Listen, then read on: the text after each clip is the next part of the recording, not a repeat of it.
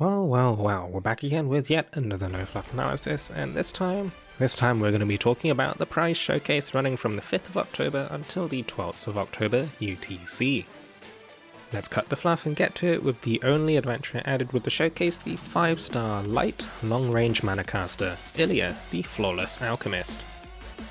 Again, we have an adventure with a bit of a complex kit, so let's start with her second skill, Alchemic Enhancement.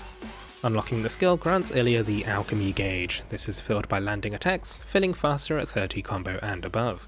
When the gauge has one or more charges, Alchemic Enhancement converts them into Alchemic cartridges, which last for 20 seconds. Alchemic cartridges grant Ilia a unique Force Strike which will consume all remaining cartridges, dealing additional hits for each cartridge. Note that it's not possible to charge up the Alchemic gauge while Ilia still has cartridges.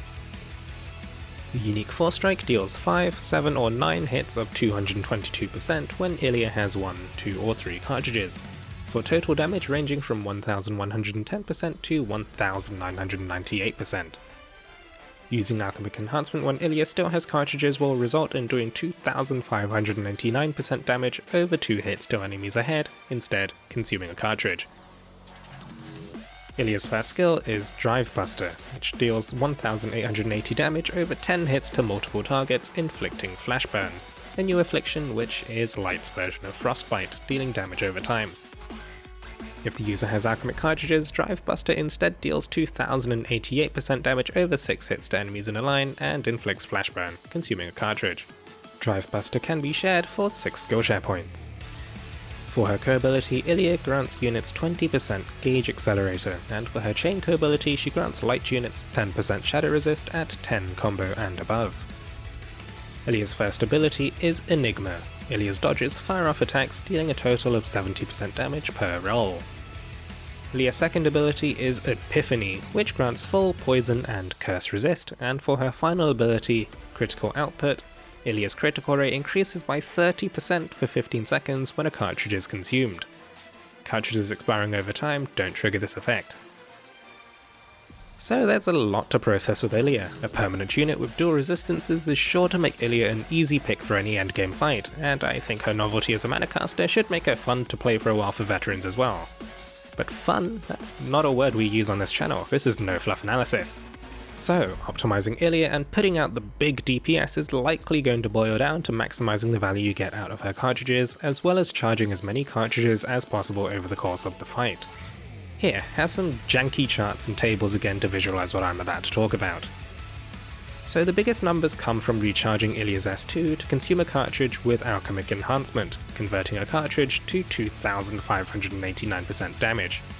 However, this requires S2 to be charged again, though it does cost half the SP to charge when Ilia has cartridges. Using Ilia's unique Force Strike gets reduced value per cartridge the more cartridges Ilia has, whereas using cartridges on Ilia's S1 results in only an extra 208% damage over the standard S1, getting the least value per cartridge. However, Ilia's third ability, Critical Output, increases her critical rate by 30% for 15 seconds when a cartridge is consumed. So it might even be worth it to use her S1 as soon as Ilia charges 3 cartridges to empower the following uses of cartridges.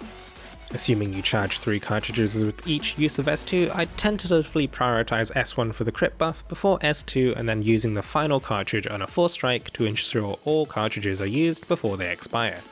But for a solid watertight rotation, I'd have to leave it to people playing with a DPS sim to figure out once it's updated. So what's the final verdict?